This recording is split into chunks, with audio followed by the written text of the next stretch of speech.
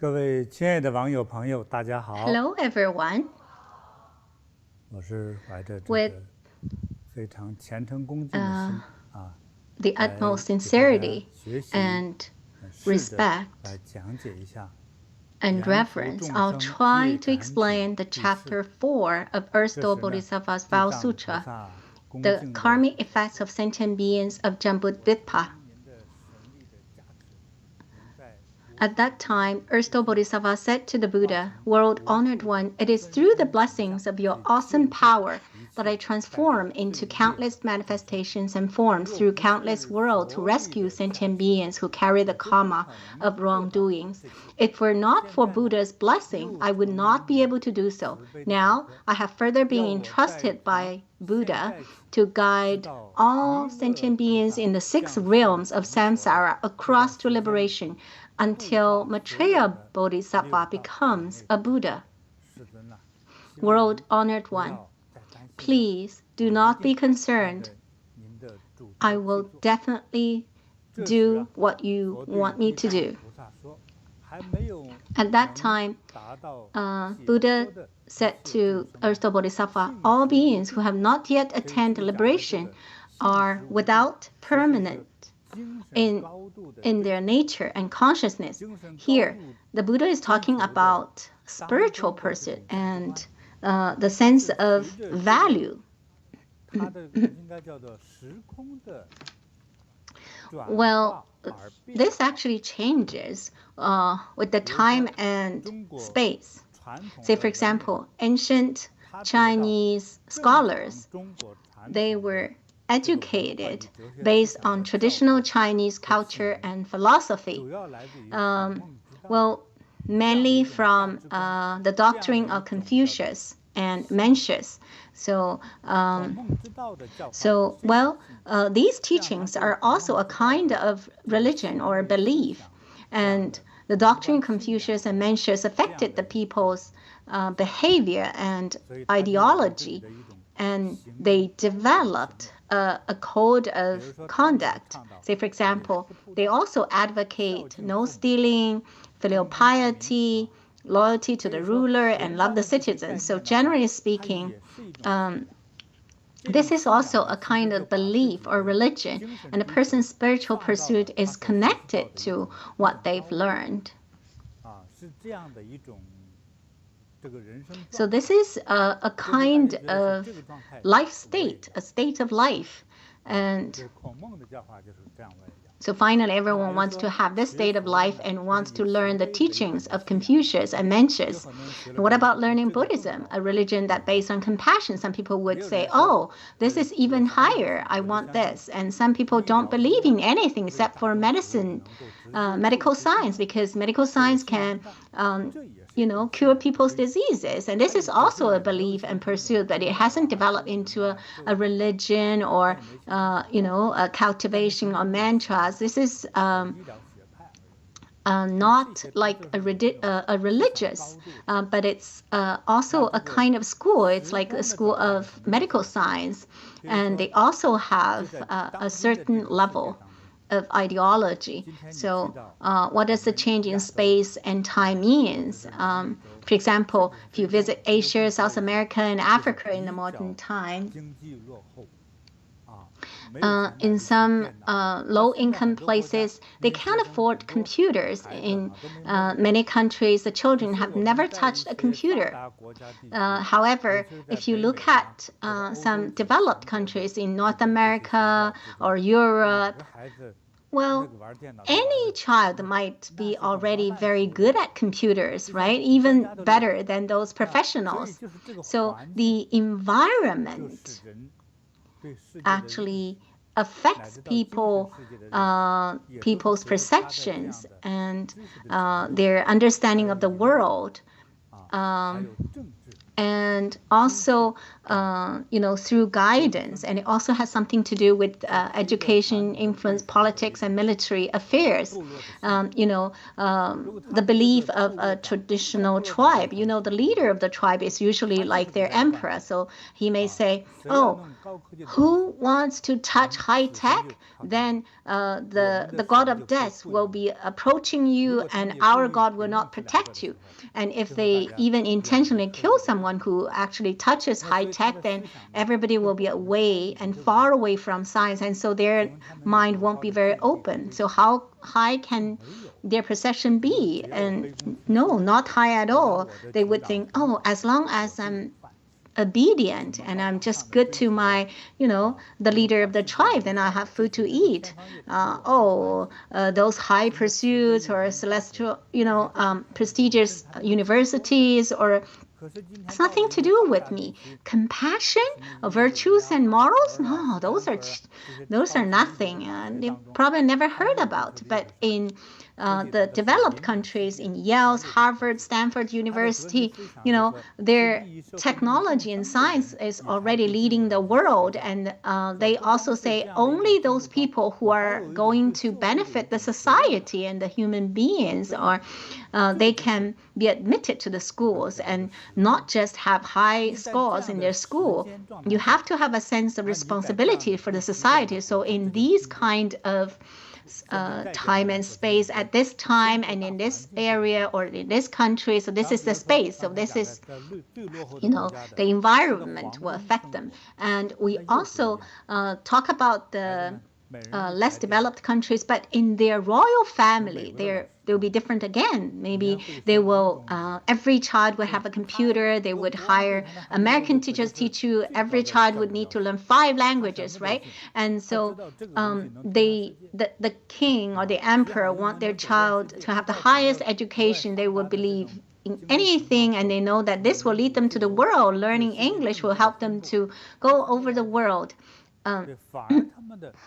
And they know all about these, democracy and freedom. And so the leader of the tribe or the emperor, they actually know everything, and so that they can lead the people who don't know. So these actually is the environment will generate different people. They can generate heroes, and they can also generate hooligans, and they can generate good person, bad person, or not good and not bad person. So the environment can make you into, any kind of person. And therefore, Buddha said, human beings, they don't have a very fixed nature.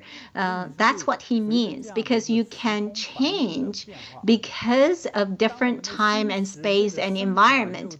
When our nature and perception will change because of environment, and it's not fixed, then when we don't know kind or evil, then we can do a lot of harmful things and create bad karma. But maybe without even knowing, we could also do good things. Maybe, I have a pancake, but someone is about dying, and I say, okay, I'll give you a bite. And so you saved his life. Maybe this is not an absolute high-leveled kindness, but it's just that those, initial kindness. But this also create merits, right? And so if you do harm, then you also will be punished. And you do kind things, you would also be rewarded.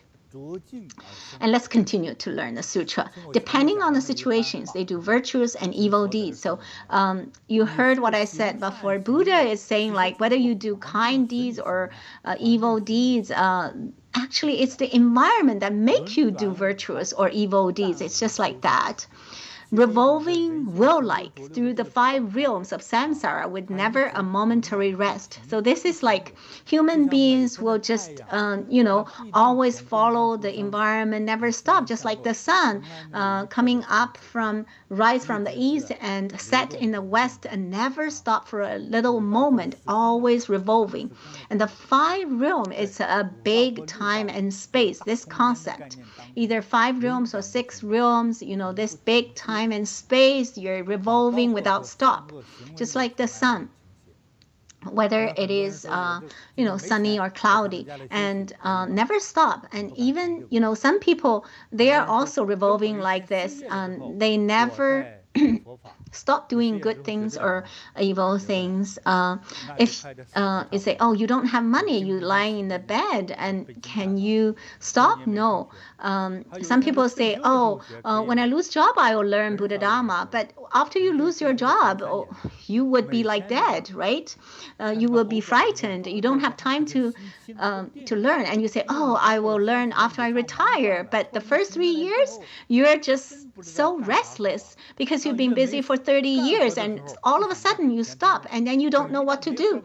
When you have a lot of work to do, you feel it's too tiring. But when you don't have anything to do, then you'll be restless. So human hearts are like this. You will never be settled for even a moment. And when you want to be calm, and then you always create something, to torture yourself, always make your 5 senses, and plus your hand and feet very busy. When you don't have money, you're busy making money. When you have money, you're busy investing. And when you already invested all the money, they will be busy trying to chase the money back. Just like in the casino, you're always, revolving the 5 or 6 realms, and eventually you put yourself in the solar system, all these confusions and obstacles. This is what human beings and all sentient beings are doing. Have you ever had a single day with calm, like a solid rock? Even so, it's probably momentarily, or you just pretend to be. Okay, let's continue the sutra. So it's like the fish in the ocean. So where are the fish swimming? In the net. So in the 6 realms, every realm has its boundary. It's just like a lake.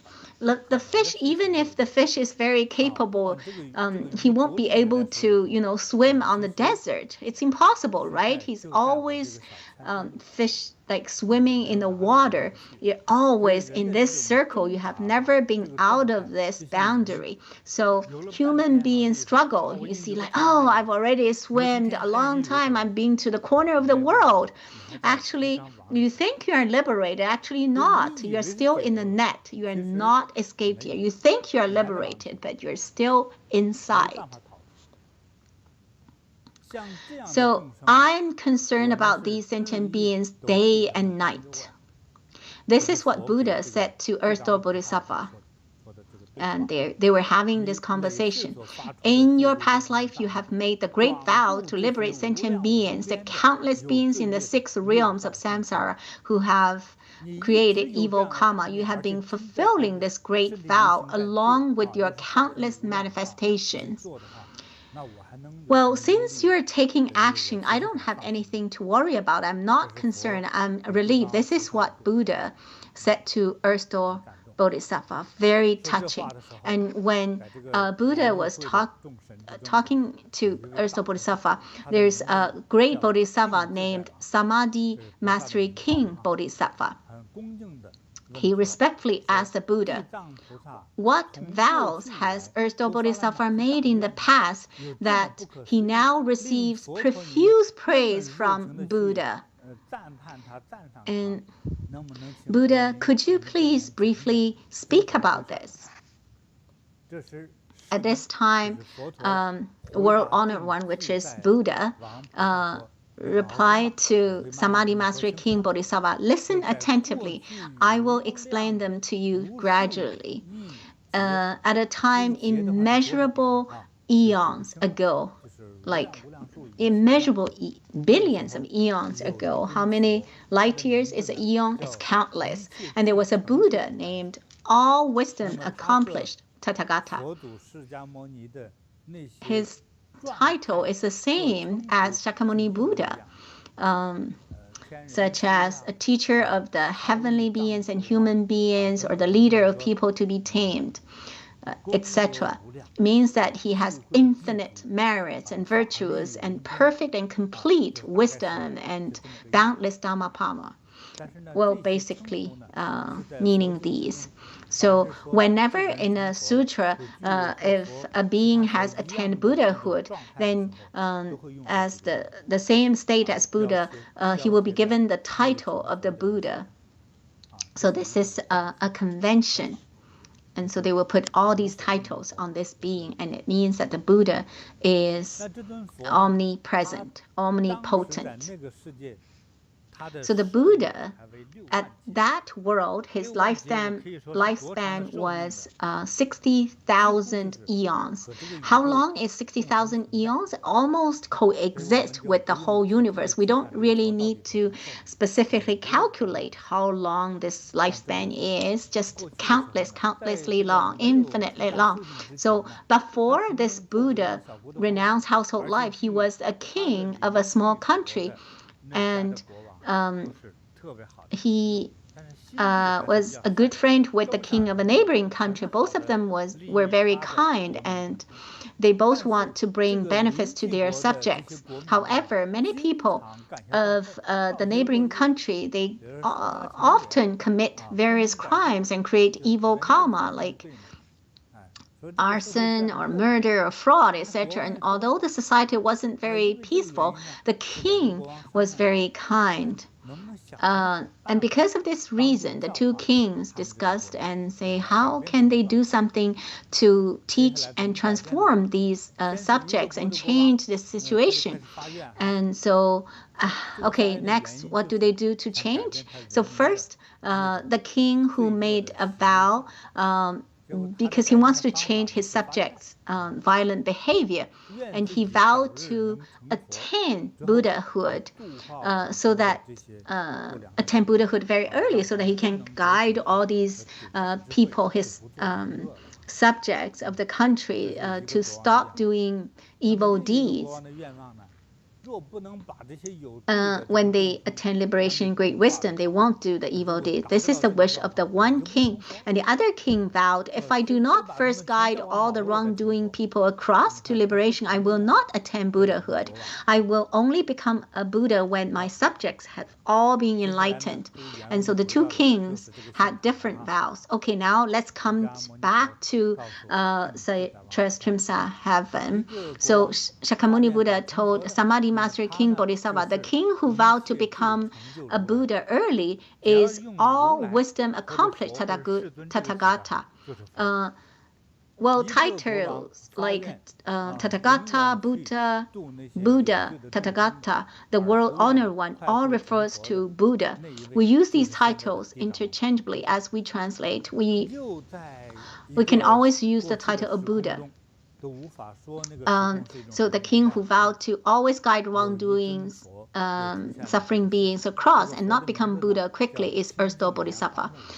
In another space and time that is difficult to tell which year it is, another Buddha arose in the world. This Buddha's name is Pure Lotus Eyes Tathagata. The lifespan of that Buddha was 40 eons. It's impossible to convert the lifespan of a Buddha in terms of human years. A Buddha lives much longer than earthly beings. The period when Buddha was not on earth is known as the age of semblance Dharma. During this time, sentient beings will only be able to see Buddha's pagodas and images to represent Buddha. And at the age of semblance Dharma, there was an arhat who always guide and liberate many sentient beings. And once he came upon a woman named Bright Eyes. Her name is Bright Eyes. Bright Eyes prepared many delicious food to offer to this aha. Usually an aha refers to a self-cultivator who has already reached a certain stage of attainment. Usually when people make offerings, they have a need, or maybe there's an obstacle. Maybe the child is sick, or their husband's business is not good, or maybe they want to receive blessings and protection. They need something. So the arhat asked, do you wish me to help you with something? So Bright Eyes replied, my mother has recently deceased, and I want to make merits for her soul salvation.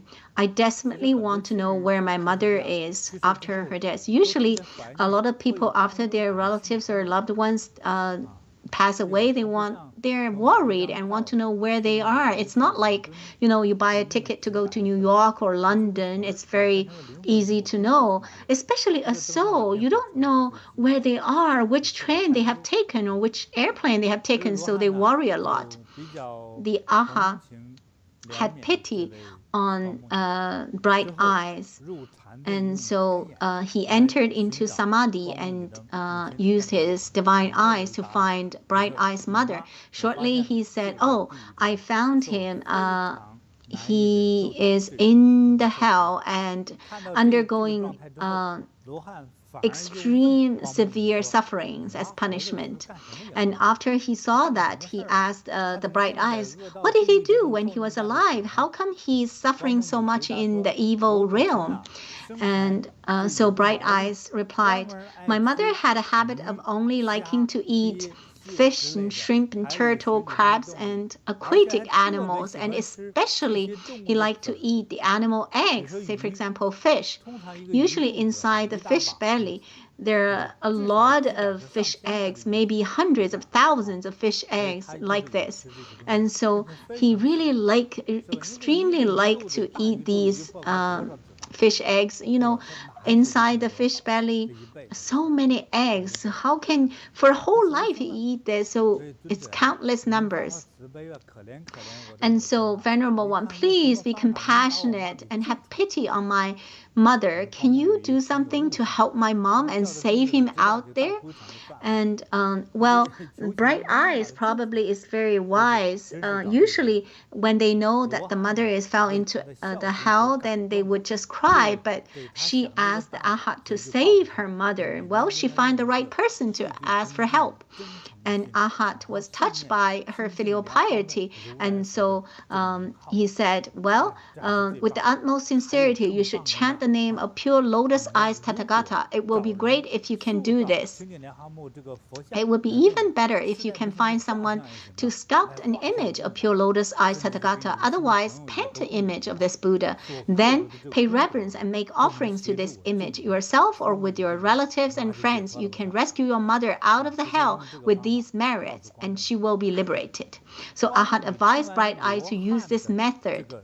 After hearing the Arhat's advice, Bright Eyes immediately sold everything she had, like all her assets, for money to hire someone to sculpt and paint the image.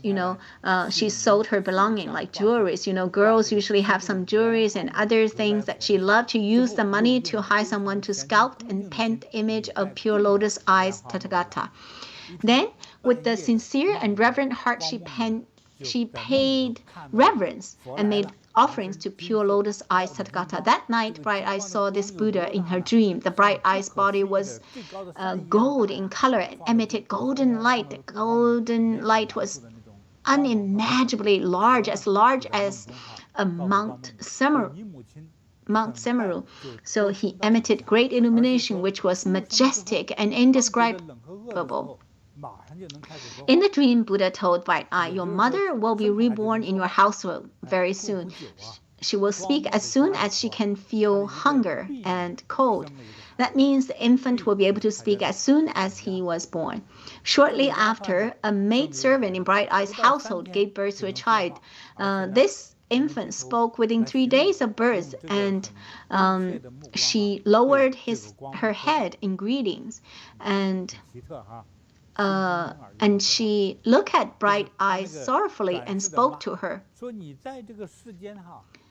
And this baby said, it's interesting how newborn was able to speak. So her mother reincarnated into an infant. The law of cause and effect exists in this world.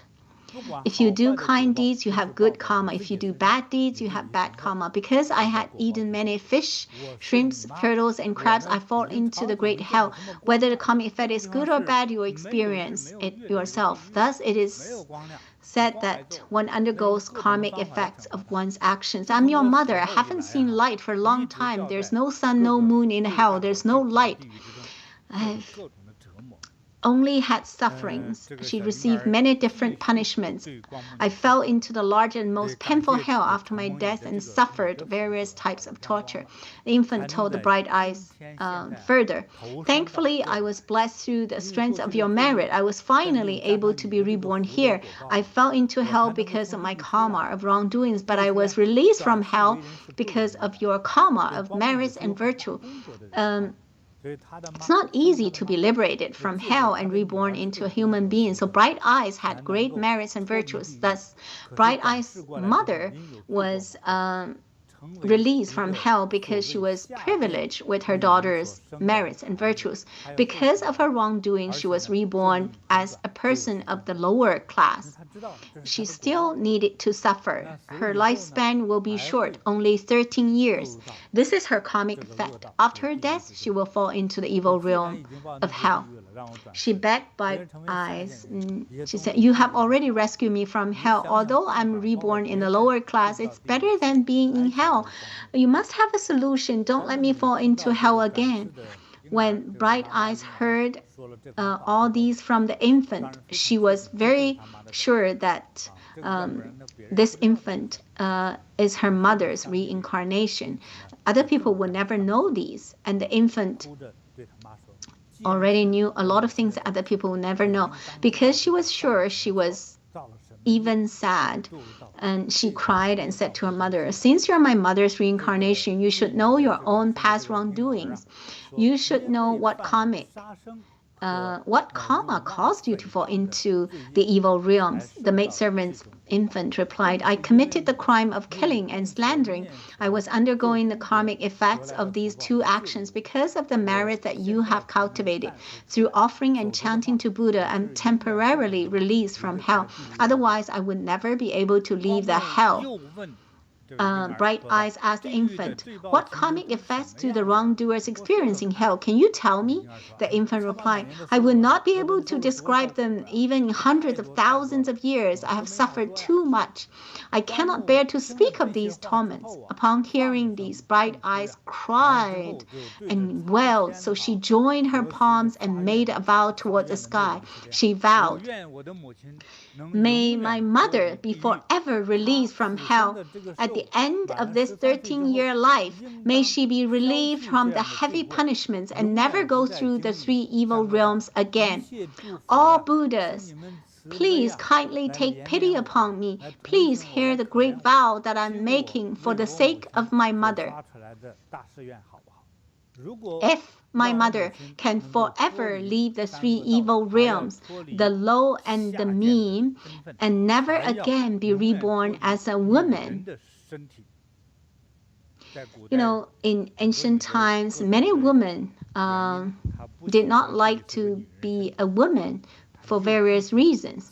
And then the Bright Eyes enhanced her vow and said, "I vow that from today on, throughout millions, hundreds of thousands of millions of eons, and in the future world, in all the hells and all the three evil realms, for all these wrongdoing sentient beings in all these worlds and hells and three evil realms, I vow to save them and rescue them and guide them so that they can be released from all these three evil realms until they all achieve Buddhahood and get enlightened.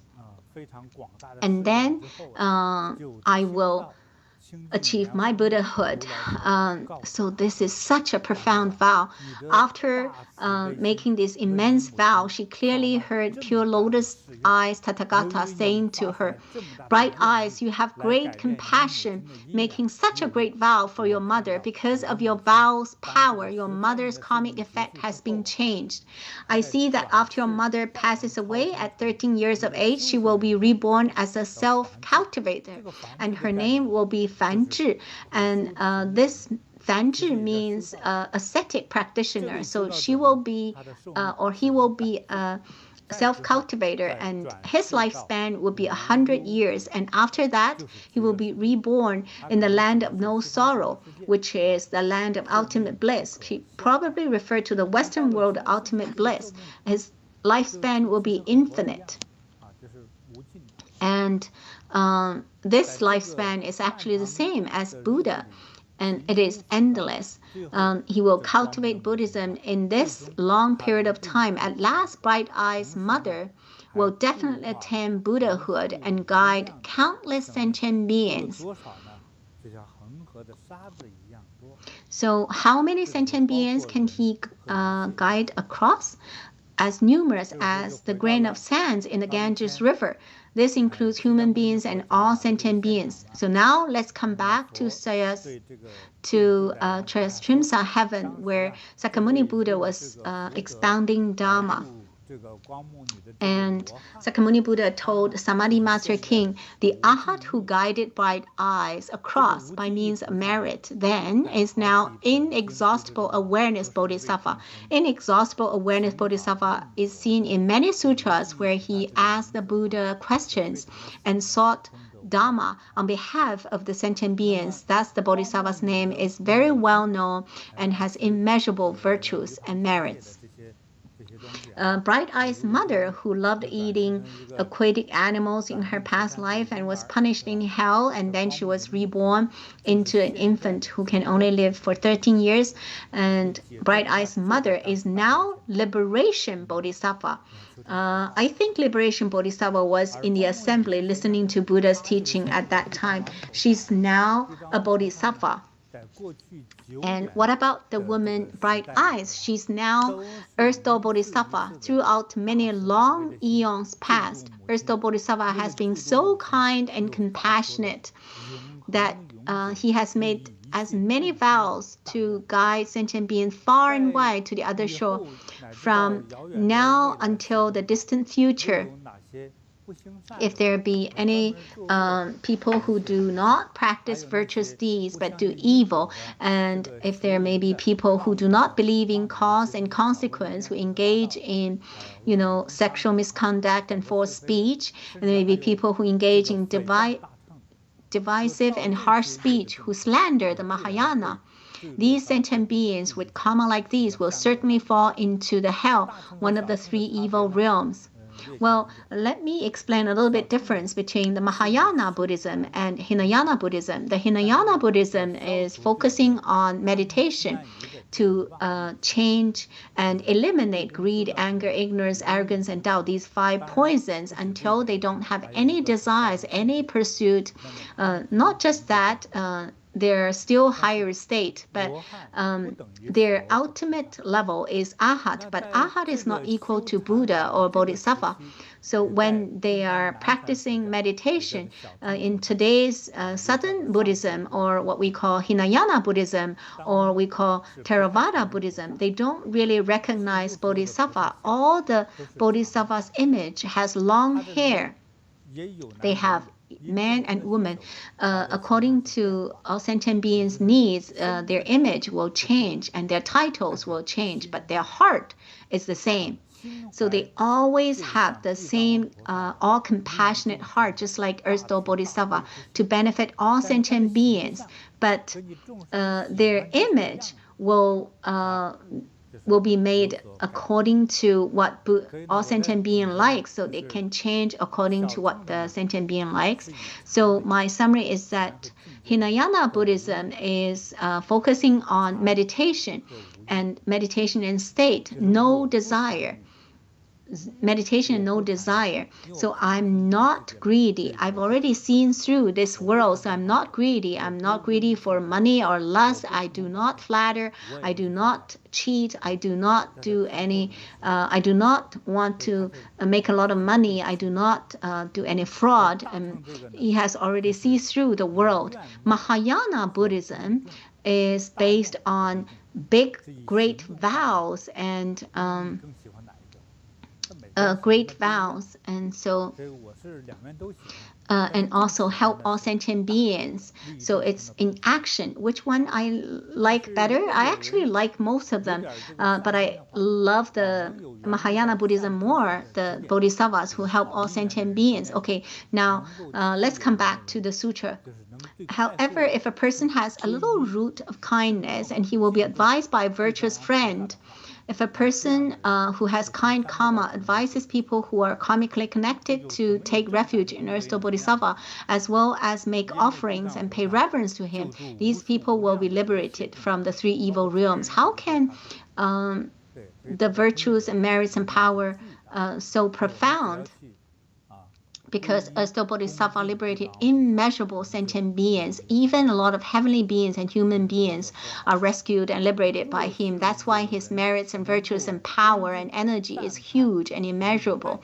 As long as we take refuge and pay reverence to Earth Store Bodhisattva, then we'll be away from the three evil realms. This is what Buddha said. And if someone can pay reverence and sing praise and prostrate and make offerings and offer like incense, flower, beautiful clothes and jewelries and good food, and if they make offerings like this in the future, they will be reborn in the various heavens and during immeasurable eons in the future. They will experience the happiness and wonder of the heaven realm. Even these beings, after they've been to reborn in the heavenly realm, and they may exhaust their heavenly merit and may decide not to remain in the heaven anymore. Maybe they think heaven is too beautiful. They may choose to spend some time in the human realm. And if they come to the human realm, they'll be reborn as emperors or kings for countless lives, and they'll be able to see the cause and consequences for humans, the history and the future events. Such a person will know the previous lives. When he look at you, he will know who you were in your past life and what you will do in the future. He knows what a child can accomplish in the future. So he was born with this ability. Many accomplished people were born with extraordinary ability. That's how he became successful. Every person is born different. So the Buddha continues to say, Samadhi Mastery King, Earth Store Bodhisattva has such inconceivable virtue, merits, and supernormal power. He widely benefits all sentient beings. Thus, all of you Bodhisattvas should remember this sutra, expound and propagate it far and wide. This is very important. Samadhi Mastery King said to Buddha, World Honored One, please do not be concerned. There are thousands of millions of us Bodhisattvas, and we will definitely have the same wish. Through Buddha's awesome supernormal power, we will certainly expound this sutra widely in the human realm. This is a true classic sutra that will genuinely benefit all sentient beings. After Samadhi Master King Bodhisattva spoke these words, he joined his palms in respect, paid reverence, and withdrew to his seat. So at that time, the heavenly king of the four directions of all of the four directions, they all rose from their seats and joined their palms in respect and said to Sakyamuni Buddha, World Honored One, Earth Store Bodhisattva has made such great vows throughout many long eons past until today. He has liberated so many people immeasurable, but why are there still sentient beings in hell? Why is this? Please explain this to me. Well, the Buddha said to the four heavenly kings, excellent, this is a very valid question. Let me explain this to you and all the future sentient beings who have a karmic connection. Then everyone will benefit. I will speak about what Earth Store Bodhisattva did in the 6 realms of the Saha world and how he uses his great wisdom, his great supernormal power to rescue and compassionately liberate sentient beings. The 4 heavenly kings replied, thank you, World Honored One. We joyfully wish to listen. So Buddha told the 4 heavenly kings, for many long eons past and up to the present, Earth Store Bodhisattva has been guiding sentient beings across to liberation. Nevertheless, he has not yet completed his vows. Because he's kind and compassionate, he cannot bear to see sentient beings suffer. He sees that during countless eons in the future, sentient beings cannot eliminate the karmic effects of their wrongdoings.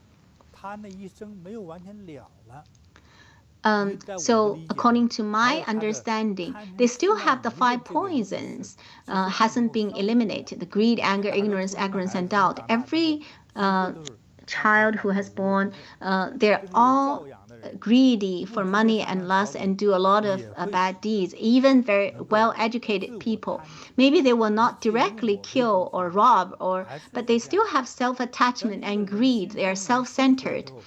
a newborn baby, they're not just, very few people are born a bodhisattva, are very compassionate.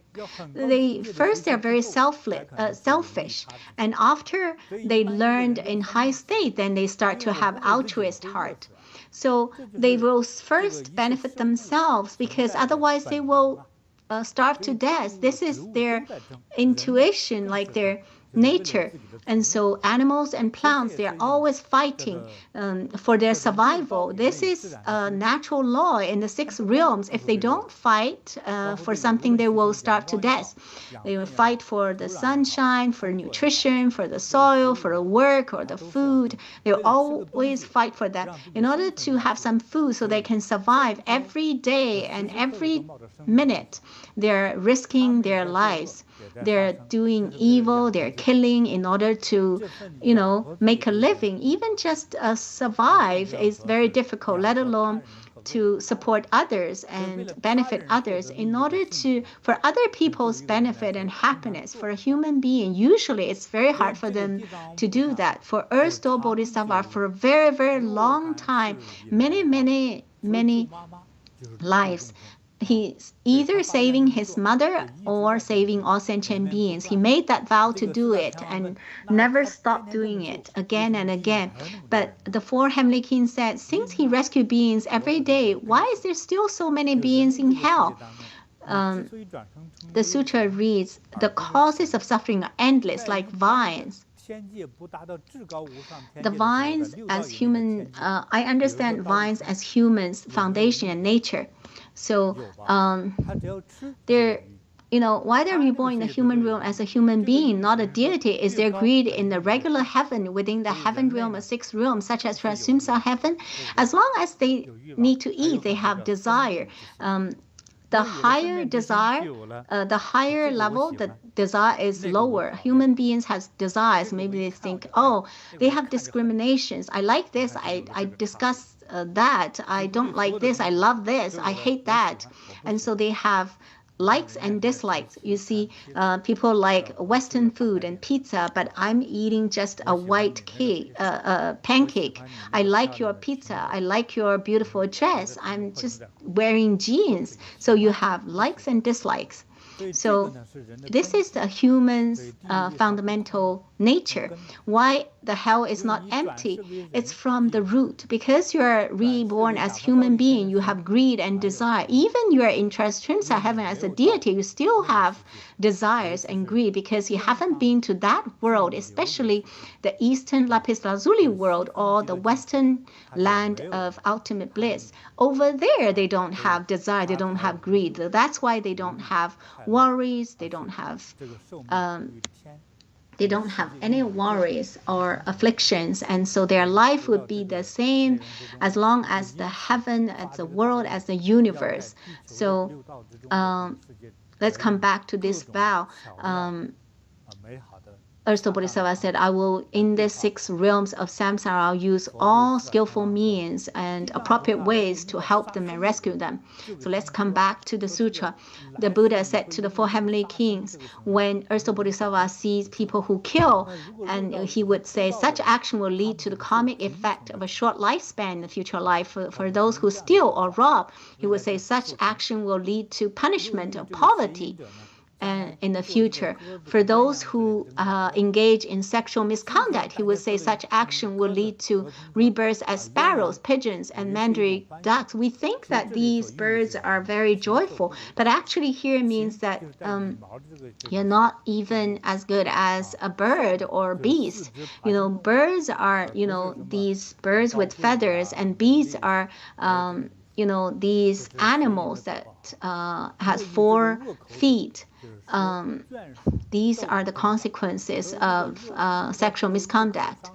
And to those who use harsh words and harsh speech, he would say that such action would lead to quarrels and fights in one's family. And to those who utter slander, he would say that such action would lead to being tongueless and have mouth ulcers.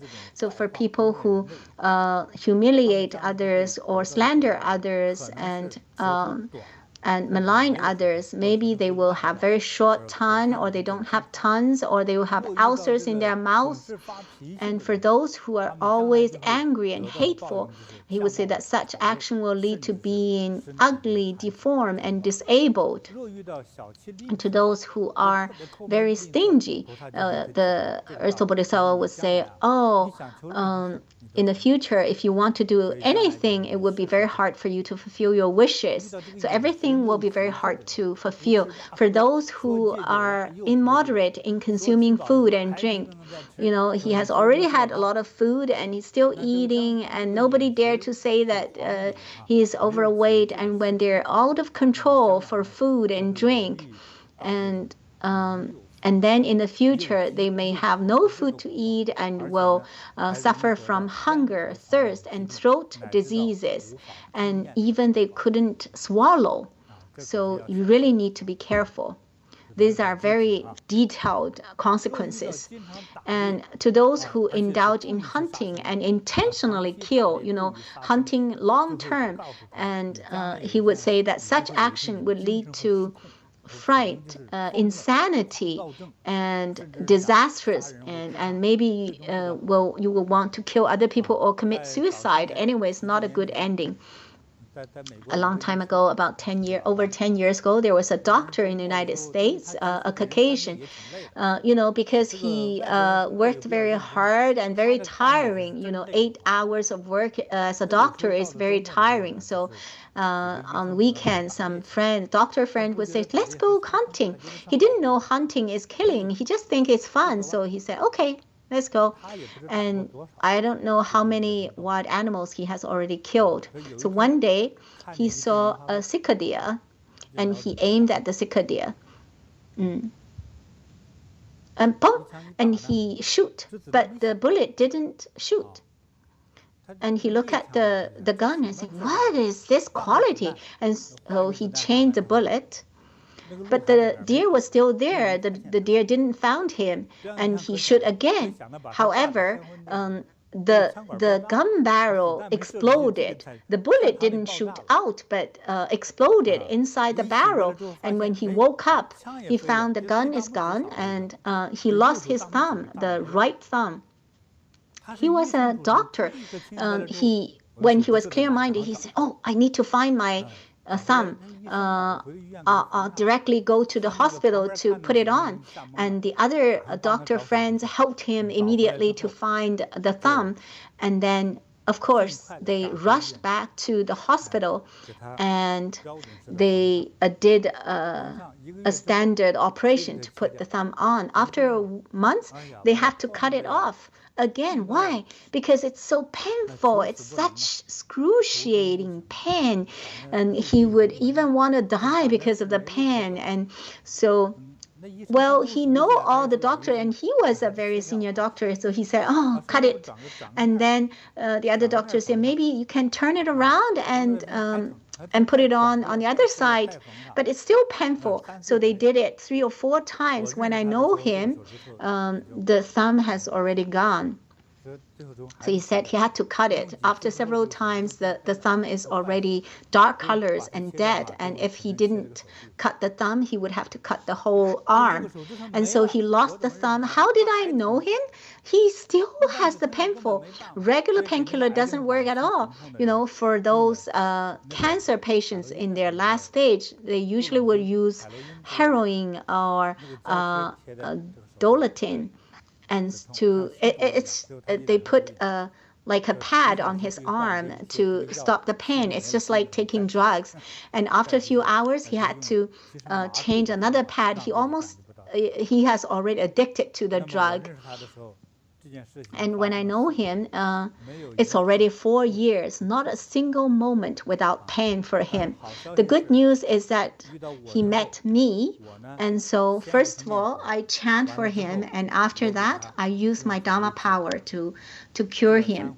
I healed 3 times. The pain disappeared. However, the pain is gone, but he's already addicted to the drugs.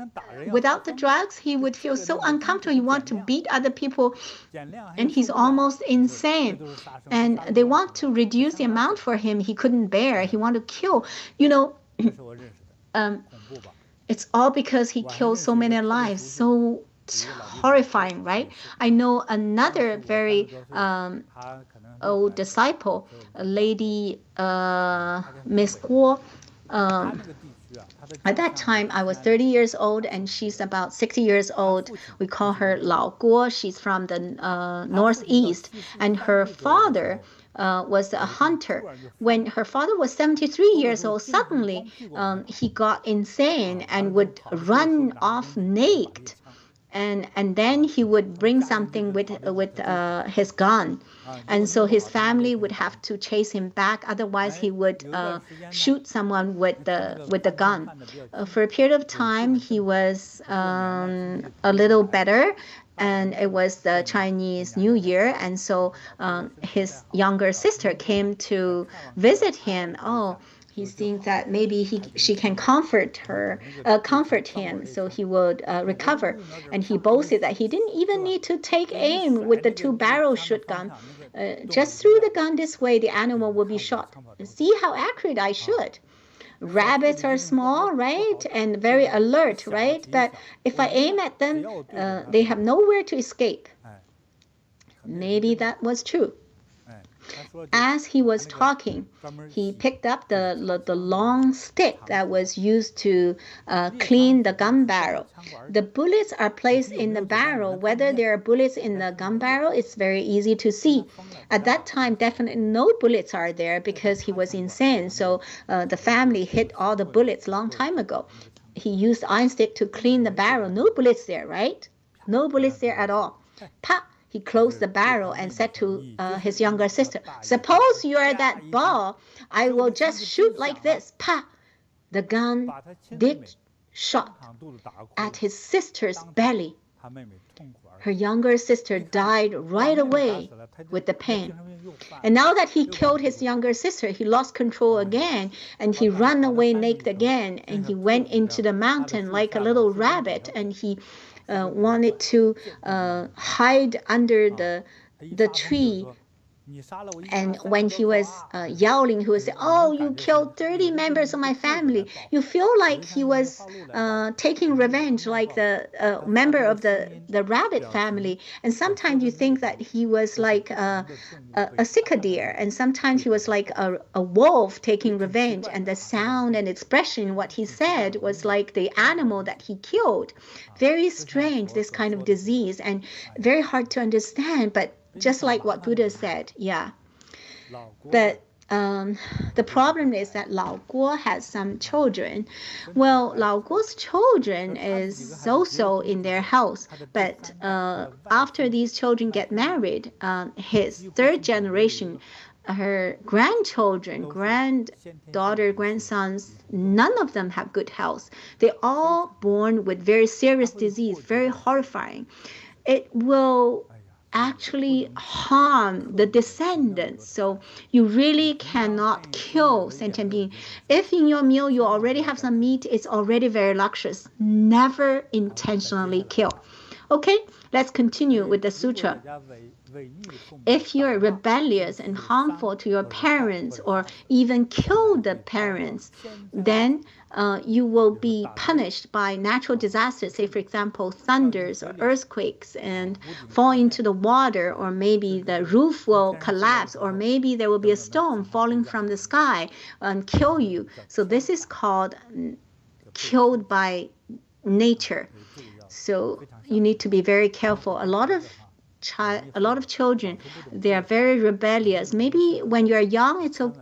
You don't know, but now you know everything. Never do that, otherwise you'll be killed by nature. And for those who set fire to mountains and forests, this is a very big thing, because all trees, flowers, and grass, they have lives. All sentient beings, you think it's only human beings in the world? Human beings are only one kind of sentient beings.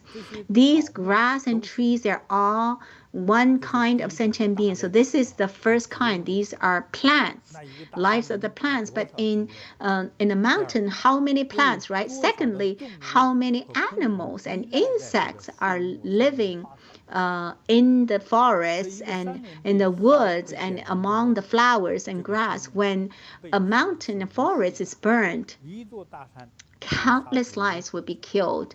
Countless lives would be killed. Yeah, this is very serious offense. So when they're about to die, they might be have mental disorder, would be insane, or have a psychotic episode. And for those, either their parents or step-parents who are very cruel to their children and ill-treat your children, then after you are reborn, you will be abused in the next life in the same way. So it will be reincarnated this way. If you reincarnate it, well, you cannot beat your parents, right? But you might be reborn as a farm cattle, right? If you do not work, then human beings will whip you. Very few people would treat their cattle as a pet, right? And in the poor countries, also the dogs are not always holding their arms and treated as pets, right? That's impossible. So in the animal realm, you'll definitely suffer. So those parents, whether this is your own children or your stepchildren, you cannot intentionally mistreat them or to very cruelly treat them. Otherwise, in the future, after you reincarnate, your children will legally beat you and hit you. Maybe you will become his animal or and so nobody will say anything about it. Yeah, maybe you'll become the cattle, and actually you want to say, I'm your mom, I'm your dad, but who knows? You can only say, oh, right? You will still be beaten. And if you use all kinds of tools to trap young animals, net or trap young animals, then Earth Store Bodhisattva would say such action will lead to separation of parents and children. Well, you think that separation is nothing, right? But I even dare not say how horrible it is that, say, for example, Bright Eyes' mother reincarnated. Finally, yeah, you brought her up. It's only 13 years. She died. This is the separation, right? And if the child is kidnapped, a lot of kids, after they grow up, to a certain age, they will be stolen. And these all happened before, very terrible, right? And to those who slander the three jewels, Buddha, Dharma, Sangha, then Earth Store Bodhisattva would say such action would lead to being blind, deaf, and mute. So you really need to be careful what you say. It's okay if you don't believe, but you cannot slander the Buddha, Dharma, and Sangha. So for good cultivators, you have no reason to slander anyone. Never, okay? Otherwise, you have to bear the consequences, let alone those self-cultivators who cultivate Buddha Dharma. Those sentient beings who cultivate Buddha Dharma, they're usually very kind and compassionate. Maybe today you have power, you have authority to punish them, to humiliate them, to wrong them. But then you will undergo punishment. Those people who ever smashed the Buddhist statues ever had any good result, consequences? From what we know, they all became lunatic and madman, and even will harm their descendants. So to those who slight the Dharma or regard the teachings with arrogance, Earth Store Bodhisattva would say that such action would lead one to remain in the hell forever. This is very, very horrible. In the three evil realms, not even a second is a good time. You would always undergo extreme torture. For those who abuse the property of the Sangha, including steal, right? for the Buddha, Dharma, Sangha. If you steal the assets from the temple or the Sangha or the cultivators, in the future, forever, forever, forever, for thousands of millions of eons, you will be revolving through hells for millions of eons. So you will never be liberated, never be released from nothing can help you to be released. So this is such terrible result. So when anyone slander self-cultivators, you need to be clear-minded, okay? The consequence is terribly severe. For those who humiliate and make malicious accusations against Dharma practitioners and monastics, and if they, if they slander them or malign them or have sexual misconduct, then they will forever be in the animal realm, forever.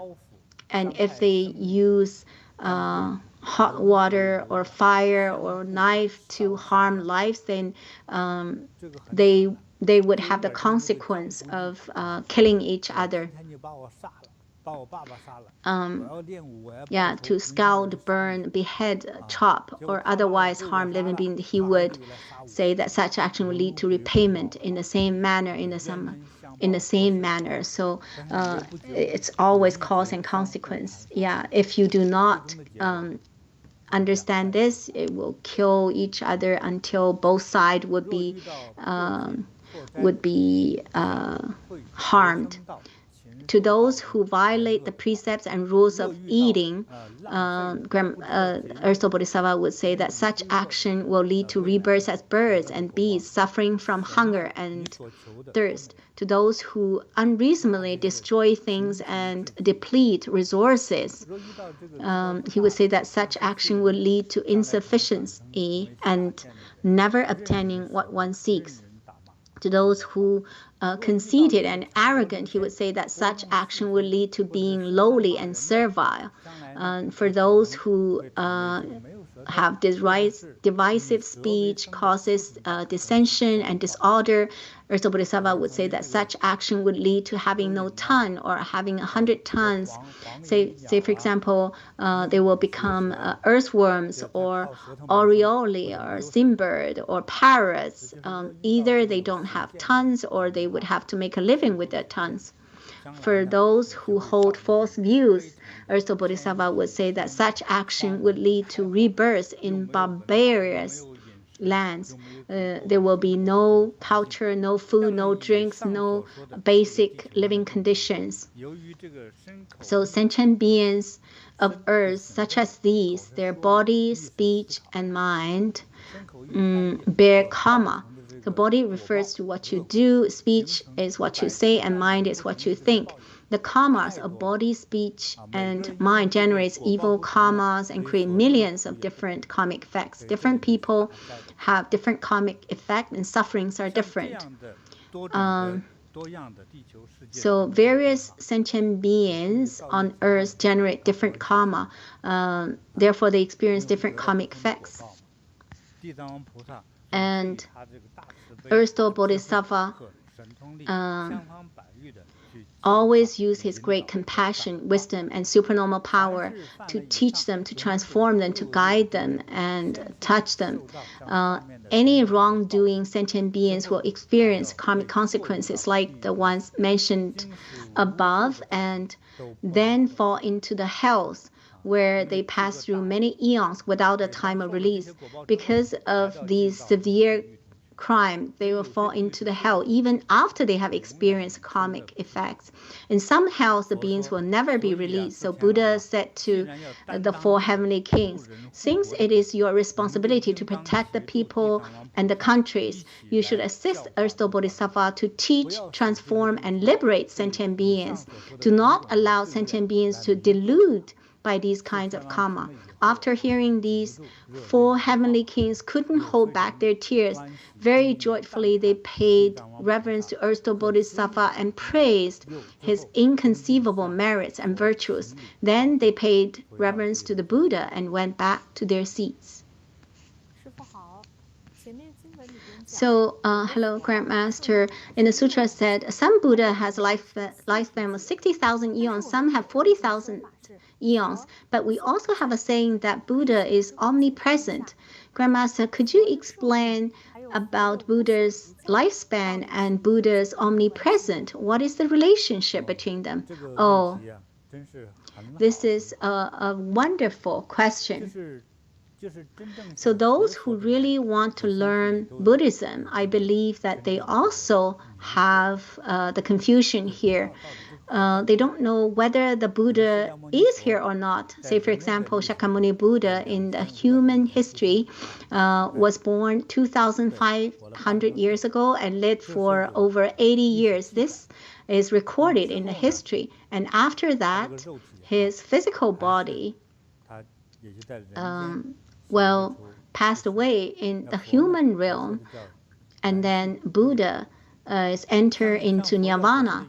So this nirvana in Chinese is yuan ji. Ji means get back to the absolutely pure state, and yuan means perfection. And nirvana is a eternal state. So he is back to that eternal and omnipresent life state. So that's the nirvana state. So whether he exists or not, he's not only exists when this physical body cannot move. Actually, after his cultivation practice, he entered into the state that he is omnipresent. Actually, he doesn't have a moment of death anymore for his life. He would coexist with the whole universe. So he would enter into this state. People with different religion will say, oh, your Buddha is born, given birth by a human mother, and then after his physical body passed away, he's not exist anymore. Even a lot of Buddhists don't know about this. When he achieved Buddhahood, that means he would exist forever and forever help all sentient beings who have karmic connections with them. This is the Buddha state. This is the true state of Buddha, not death. The age of semblance Dharma is a new state of teaching that Buddha, how Buddha teaches the sentient beings in the world, in the human realm. You know, when somebody would say, okay, Buddha, if I am enlightened beings, say for example, if you have a question, then we will have a conversation. And if I answer you, then you would think, oh, is that answer right? But if I'm just an image, I cannot move, and you ask me something, I only have exactly the same expression, and you think, oh, wow, thank you. Wow, that's so sacred. And you think, oh my gosh, I have the tingling feeling. I'm inspired, right? You're in a kind of self-inspiration. But no matter how high my wisdom is, if we have a conversation, when the level of our wisdom have a big difference, then we actually cannot have the harmony, or we won't talk in the same way.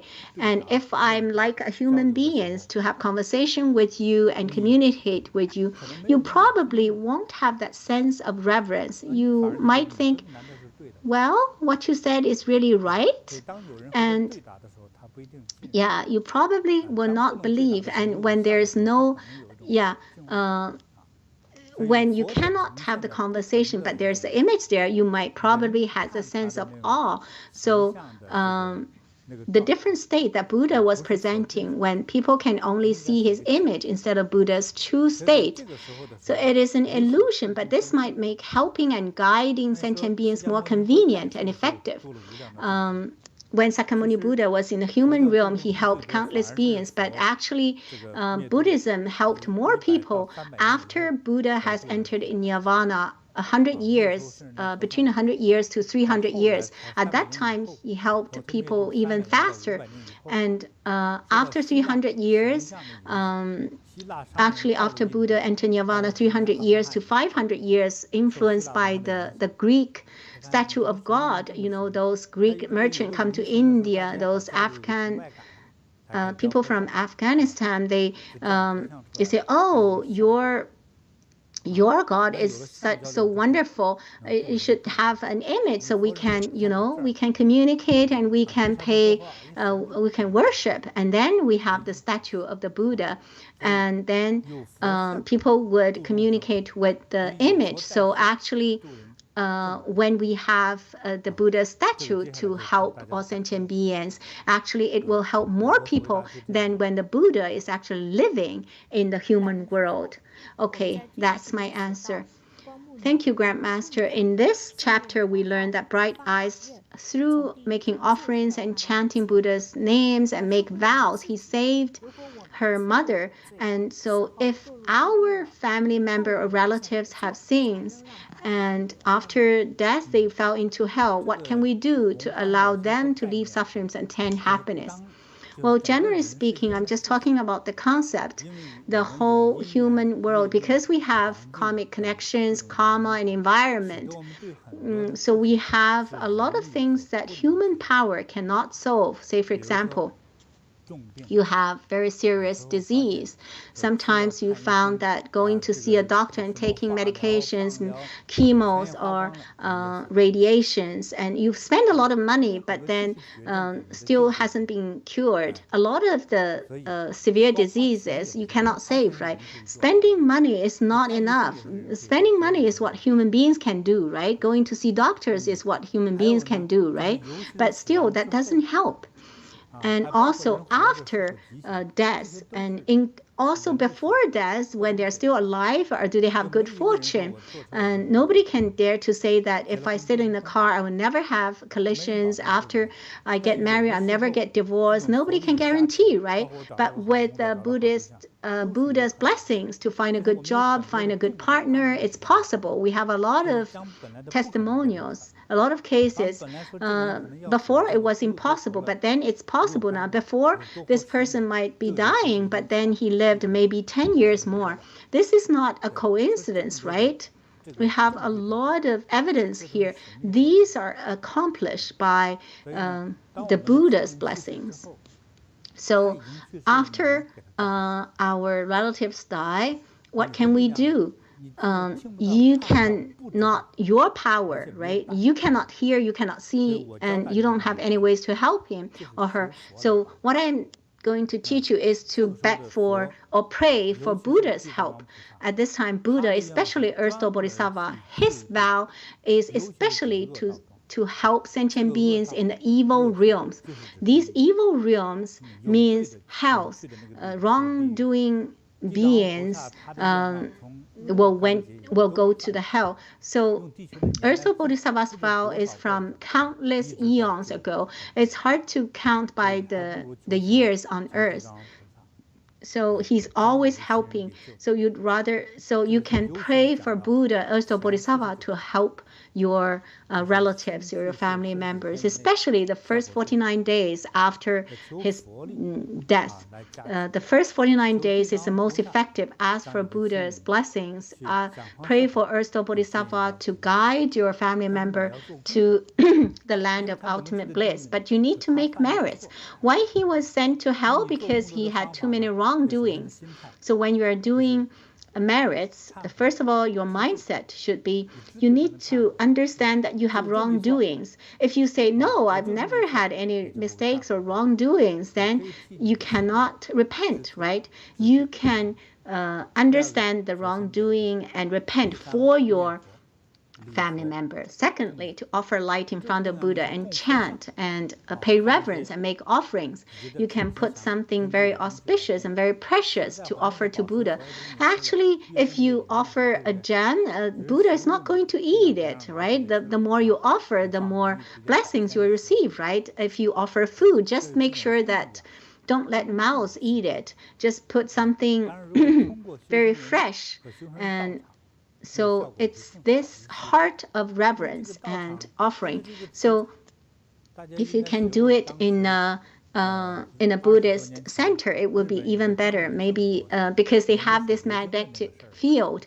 20 years ago in Japan, Dr. Masaru Emoto was doing research on the water crystal, and in the Buddhist, well, actually in the field where they had cultivations, the magnetic field will have so much power to the water, right? Even cultivators' sound would have big influence on the water. So if you put the energy and the magnetic field in the centers would help your relatives to liberate, and it would be even more effective. So people would go to the temples or Buddhist temples or some cultivators centers to make light offering or other offerings, right? And they ask those masters to chant and read sutras. I think that's very good. I recommend you to do this too. So Grandmaster, to sculpt Buddhist statues will have a lot of merits. Offer incense and flower, I can understand that will show our respect and our heart. Why sculpting the Buddhist statues or paint the images will also have a lot of merits?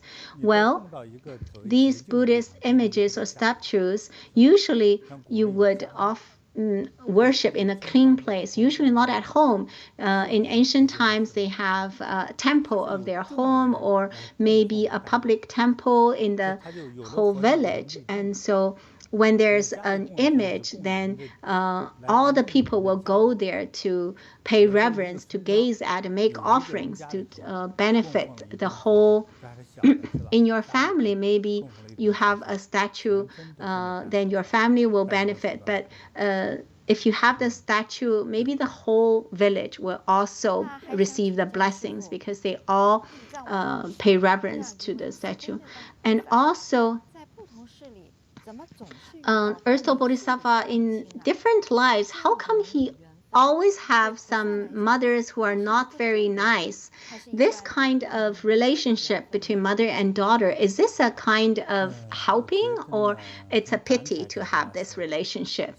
So Grandmaster says, as long as they meet, this is a karmic connection. As long as they have this karmic connection, this is a help. First concept is that the mother, even though she was mean to fish and shrimps, and even mean to cultivators, but to you as her children, she's a Buddha and Bodhisattva. All the wrongdoings that she did in the world will put her in hell, but everything that she did to you is like a Buddha or Bodhisattva. She's definitely all compassionate to you. She doesn't want to eat that, she will leave it to you. Good things, that good clothes, she will leave it to you. In a family, if you see that a mother is wearing more prettier than the daughter, the mother is not doing right. Usually the daughter is wearing prettier than the mother, right? Because the parents are willing to spend money for children. This is because of love. This is the parents' compassion. The second concept is that it's not that the parents, when they're older, they're definitely more compassionate. It's not that they are older, they're more enlightened. In the movies, you will see those older hooligans or swindlers or bandits. They're actually even worse or crueler than the new ones, right? It doesn't mean that they're older, they're kinder. This kindness needs to be accumulated and learned, just like Earth Store Bodhisattva. He actually has accumulated her vows, and the vow becomes greater and greater. You see, she wanted to save her mother out of the hell, and so that her mother will not suffer. And then she said, I want to save all sentient beings. So this is a gradual process and improving. And so it's just like if you want to run very fast, you need to have a lot of professional formal training, right? To become a champion, maybe you have to start from a young age, maybe run for 15 years and finally become the champion. champion of the country, let alone a world champion. So compassion and kindness also needs to be accumulated, because the human nature, do you still remember that I said the human nature will be affected by the environment. Depending on the situation, they do virtuous and evil deeds. So the environment will make them become kind or evil, or not kind or not evil. So let's come back to the story about the Mensha's mother moved 3 times. Mensha's mother is a very wise person.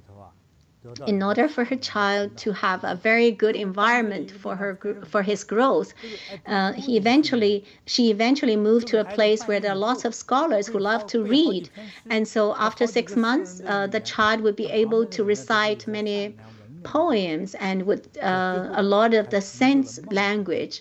And all the people around, they are very kind and well educated, and therefore eventually Mencius becomes a very great person and have a great accomplishment and helped all sentient beings, right?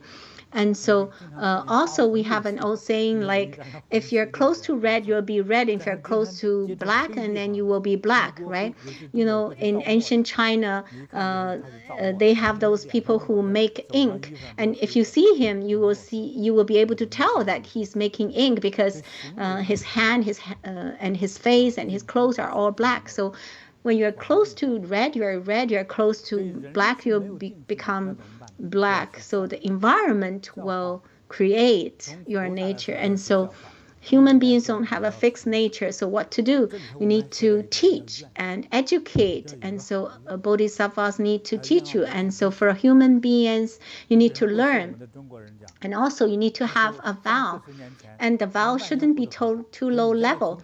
Chinese people, maybe 30 or 40 years ago, they have a slogan, or you want to be a 10,000, you want to have a 10,000 yuan. But after they have 10,000 yuan, they want to have 30,000 yuan, and then they start to indulge in boozing and worrying. And then the first batch of those 10,000 yuan families, they all, collapse, and they've done a lot of bad things, because his wish is very low level. Just become a family with 10,000 yuan. If they have $1 million yuan, they will become crazy. They will do all these indulged in boozing and worrying. They would think, I have money, right? I can do anything. That was very popular in China at that time, right? And his life would be ruined, right? So compassion is learned, and your wish cannot be too low level. And I hope your wish is not just a amount of money. It should be a more holy wish to benefit the whole society. This is the best. Today, let's learn chapter 5, the names of the hells. I'll explain in plain and common terms to make you understand better. At that time, Universal Virtuous Bodhisattva said to Earth Store Bodhisattva, for the sake of heavenly beings, dragon-like beings, as well as all sentient beings in the present and future, please speak about the names of the hells where sentient beings of the earth undergo karmic effects, so that sentient beings in the future may know of such results, be afraid, and restrain themselves. Earth Store Bodhisattva replied, all right. With the Buddha's awesome supernormal power and through your great strength, I will describe it briefly. If I were to speak in details, I couldn't finish in many years. So let's go through the names briefly. The Bodhisattva said, in the east of this world, there is a mountain named Iron Enclosed. This mountain is completely dark without the light of sun and moon. There's only blazing fire that supervises the hell beings. Otherwise, there's no sunlight nor moonlight. You can't see stars. There's no electric light or oil lamp. The only light you can see is from the blazing fire that punishes you. It's a complete darkness. In Chinese, it's called a Yuming world. Yuming means darkness, hell, and evil ghosts. Thus, beings in hell are called the sentient beings of the Yuming. there are many hells in the iron-enclosed mountain. The largest hell is called extreme incessant suffering. There is another great hell called Great Avicii. That's the hell of incessant suffering. It's a hell with continuous suffering. Furthermore, there is also a hell called Four Corners. Many hells, like Flying Knives Hell, Flaming Arrows Hell, Squeezing Mountains Hell, Piercing Spear Hell, Iron Carts Hell, Iron Beds Hell, Iron Oxen Hell, Iron Clothing Hell, Thousand Blades Hell, Iron Donkey Hell, Molten Bronze Hell, Pillar Embracing Hell, Flowing Blaze Hell, Tongue Plowing Hell, Head Chopping Hell, Feet Ablaze Hell, Eye Packing Hell, Iron Balls Hell, Quarreling Hell, Iron Axes Hell, and much anger hell. Earth Store Bodhisattva continued, Universal Virtuous Bodhisattva, within the iron-enclosed mountain there are countless hells such as these. The iron-enclosed mountain is a huge space with many hells inside. In addition, there is the hell of crying out, with a lot of screaming and yelling. There is a hell of tongue plucking, the hell of excrements and urine, where everything is covered in excreta.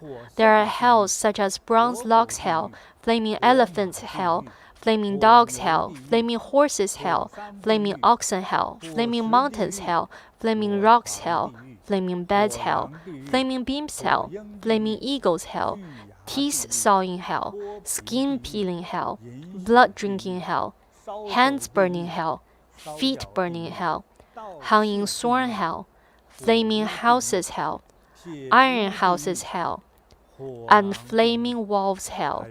There are many more hells. The punishments get worse. For example, in one hell, the fire only burns your hand. In another hell, the fire only burns your feet. Your tongue might be plucked out and your blood might be drunk. Each is too tragic to look at. Earth Store Bodhisattva said further, these hells are induced by various wrongdoings committed by sentient beings on earth. The force of karma is incredibly great. It is as immense as the height of Mount Sumeru and as steep as the Pacific Ocean. Karmic forces can hinder sentient beings' cultivation of the noble paths. A person might want to practice kind deeds, but before they put it into action, they will do something bad first. This bad deed erases the sprouting kindness. Thus, people are stuck in the cycle of life and death, the paths of wrongdoings. Therefore, everyone should be careful.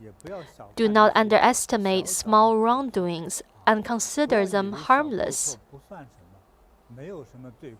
You should know that every wrongdoing has its karmic effect, and there's not the slightest chance of escaping.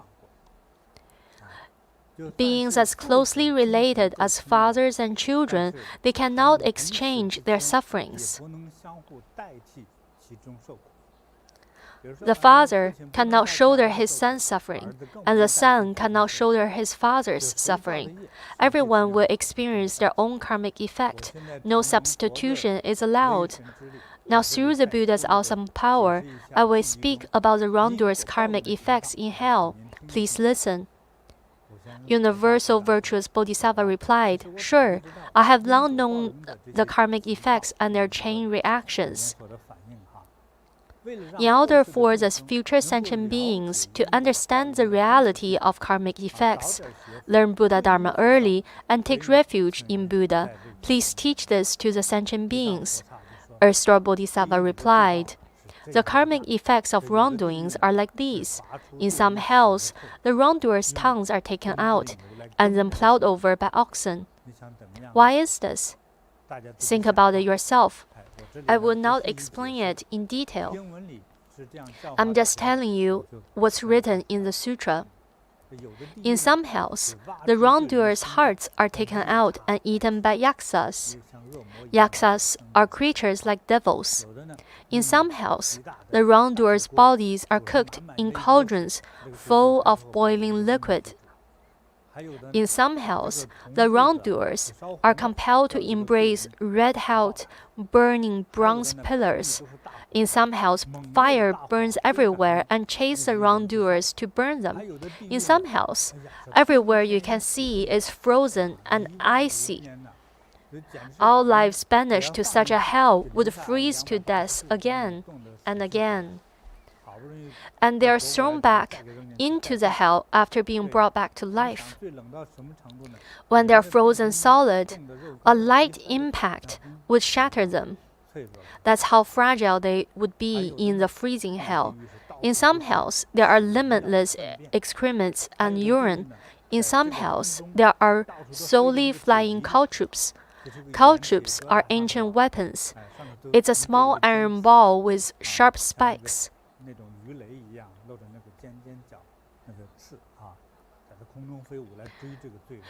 In the hell of flying caltrops, these things fly around and pierce through the wrongdoers' heads and body, leaving a bloody hole. In some hells, there are many flaming spears. Fires are spit out at wrongdoers, burning them alive. In some hells, the wrongdoers are struck on the chest and backs by large iron hammers. No hell is comfortable. In some hells, their hands and feet are burned specifically. In some hells, many iron snakes bite the wrongdoers, strangle their hand and neck, and slither into their stomachs through the eye openings. It's very scary. In some hells, iron dogs bite wrongdoers.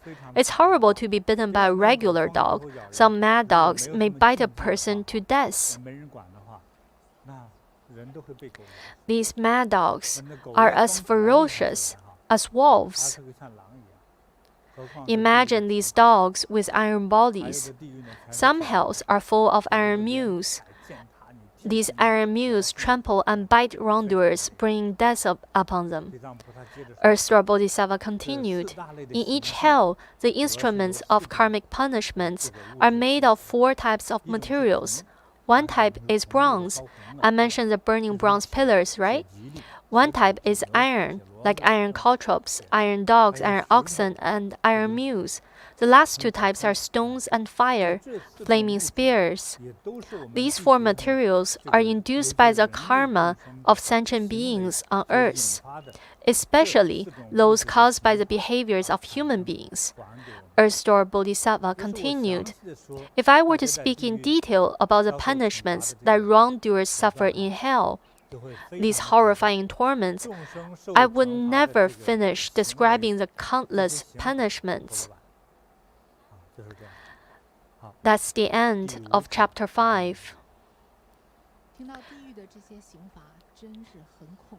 These punishments are very scary. People have made a lot of wrongdoings because they are ignorant, and that's why they fall into the hell to suffer from these punishments. And in this world, our mistakes generate karma, which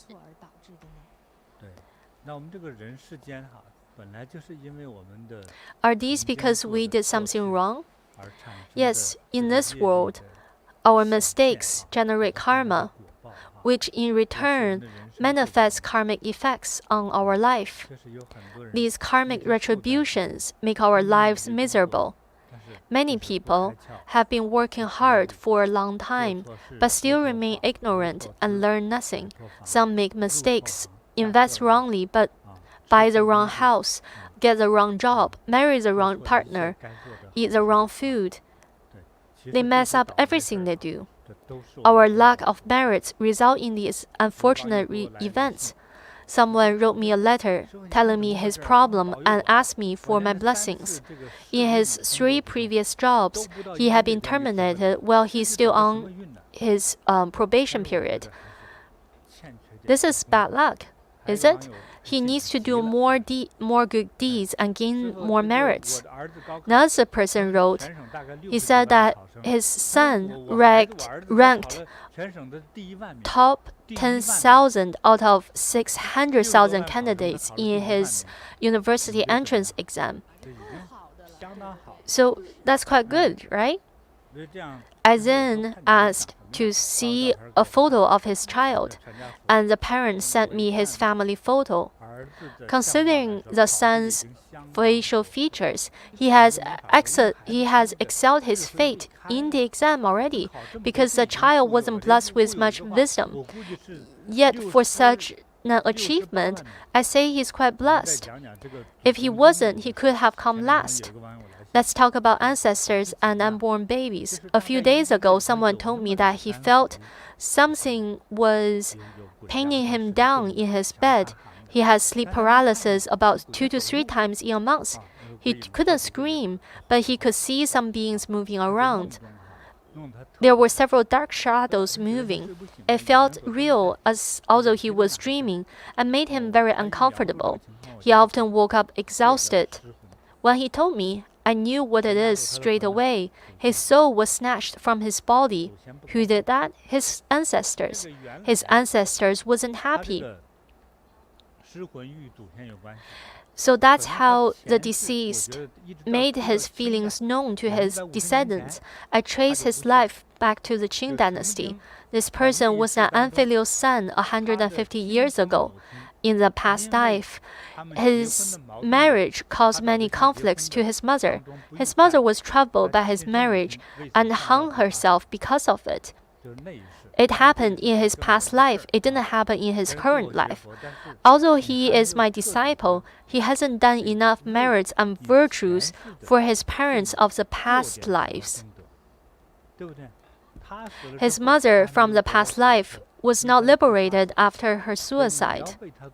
His son should accumulate merits and virtues on her behalf, make light offerings, do good deeds, etc. He could at least make a small donation to our center, because his mother has now been liberated. Although she is not suffering too much, she is still in hell. You should make merits and do it with your conscience. Although she is now your mother in this life, she was your mother in the past. Therefore, on the soul salvation plaque, we always write, liberate my parents from the past 7 lifetimes, liberate my ancestors, liberate all my parents from all my past lifetimes. It's very important. Also, some women suffer from headaches, insomnia, leg pain, lower back pain, and other women's illnesses. These are all related to your aborted baby. Your aborted baby isn't liberated, so they cling onto you and makes you ill. Some will go to their mother's dreams and ask why the mother didn't want them and killed them. The aborted baby carried energy of hate. When a fetus is about 6 months old, it's developed enough to hold on to grudges. So what should you do? You need to do good deeds and dedicate the merits to liberate them. Do your good deeds, and Buddha will do the liberation. For the past few days, I've helped 4 women with cold palms. It's not like the icy palm from Kung Fu. This was caused by too many abortions and the lack of physical care after their abortion. Some people don't sweat at all, even after doing hard labor work. Some got better after practicing energy bagua. Some don't. In this case, the latter needs to do more good deeds. Sometimes having cold palms has nothing to do with your lack of vital energy. It's a problem in your soul. Again, do more good deeds and get rid of some evil energy. Some people might be possessed by spirits of those who held grudges against you, or spirits looking for a host. It could be a karmic connection, because the evil spirit could find anyone. It didn't have to be you, right? In this case, you need to have some vessels to ward off evil. I'm sure you've seen them before in movies. Each religion has their own vessels, for example, crosses, beads, stakes, singing bowls, etc. And also Buddha statues too, items that are blessed, works too. In Buddhism, great masters have cultivated for decades. After such cultivation, anything they touch is blessed with Buddha light. You need such blessed items to keep you safe, especially if you often come into contact with evil spirits. Human beings like us are too weak to solve many problems in life. We often let good chances slip by thanks to our karmic debts. Those who are blessed may look confused in their daily lives, but their minds are clear when making big decisions. For example, when choosing partners, making a career choice, investing, buying properties, etc. Things often end up well when they do these things. This is called good fortune. Those who are blessed can often get things done easily, without thinking too much. At critical times, sometimes you need to exercise your brain to make a judgment. For example, when it comes to selecting a house with the best feng shui, you would end up choosing the right house. You won't even need a feng shui consultant. You wonder, what's the reason for making this decision? It's pure intuition. Your feng shui consultant and property agent will think that it's a bad decision, but it turns out that you are buying the house with the best feng shui. And also, you will do well even if you end up with a job that nobody wants. What made you choose it? Your intuition made the choice. It's your merits and virtues that are helping you. That's how it is. This has nothing to do with how smart you are. How do we judge a smart person? We look at their academic grades, right? Some people score well in exams thanks to their good memory. They have no problem remembering things. For some, they have good analytical skills. Take one look at a math problem, and they can sort out the equations in their minds right away. However, good fortune is a totally different thing. You might have poor judgment, but the Divine and Buddha will guide you to make the right decisions. I never write my scripts for my teachings. I'm quite impressed at myself for my spontaneous speeches. I have no idea who or what helped me in my speeches. It's not because I have the smartest brain. I just got help from heaven. That's all. And it's true. It's a symbol of great blessing. Once a female practitioner told me how she, a city girl, fell for a guy from the countryside. The lady's dad used to be a hand-racked government official. She was madly in love with a guy who came from the countryside. She's quite good-looking and have decent qualifications. She was introduced to 3 different guys who could match her in terms of status and qualification. But in the end, she chose a guy from the countryside who has only came to the city 2 years ago. Now, this guy is the wealthiest man in the province they live in. She always joked that it was her merits that transformed her husband into what he is today. Look how blessed I am. She's indeed a smart girl, but she wasn't thinking with much logic back then. She just thought this guy was a husband material. The other 3 guys' qualifications didn't change her mind. What a blessing. You're fortunate if you've chosen by any of our female practitioners. However, blessings don't come free. You cultivate them. How? Just listen to my teachings. Learn and practice what I say. That's how you do it. Cultivation begins at the moment compassion begins to arise. Today, our chanting has been blessed by the great compassionate and powerful Earth Store Bodhisattva. The blessings will reach our loved ones as well, whether they're still alive or even in the 3 lower realms. We're going to be healthier, happier, and more auspicious. live longer, and have great fortune. Let's meet again next time.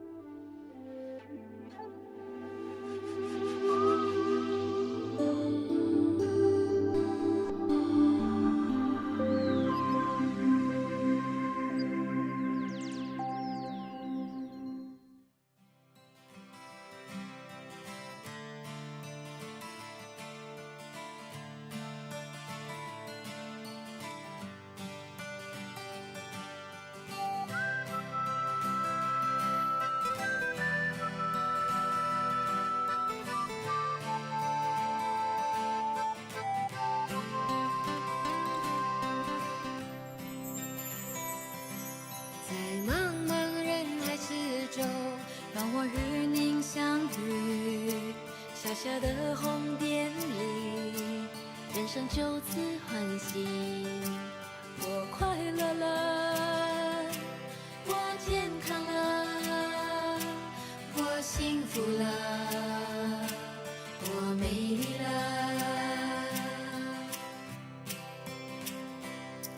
在茫茫人海之中，让我与你相遇。小小的红点里，人生变得神奇。我智慧了，我宽容了，我慈悲了，我自在了。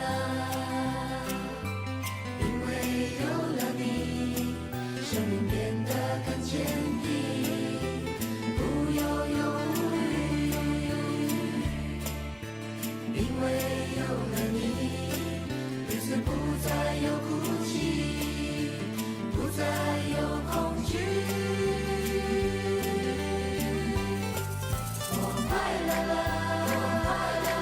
我健康了，我幸福了，我美丽了。我美丽了。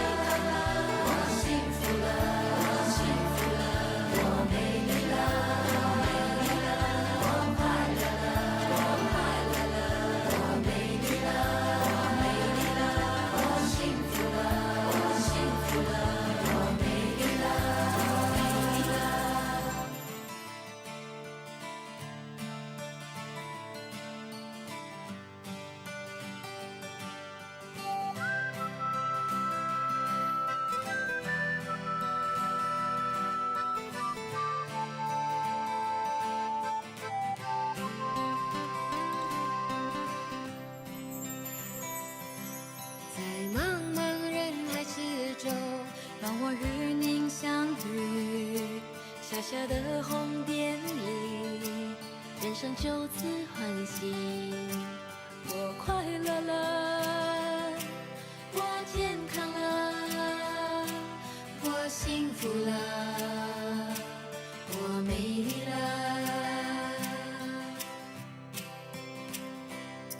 在茫茫人海之中，让我与你相遇。小小的红点里，人生变得神奇。我智慧了，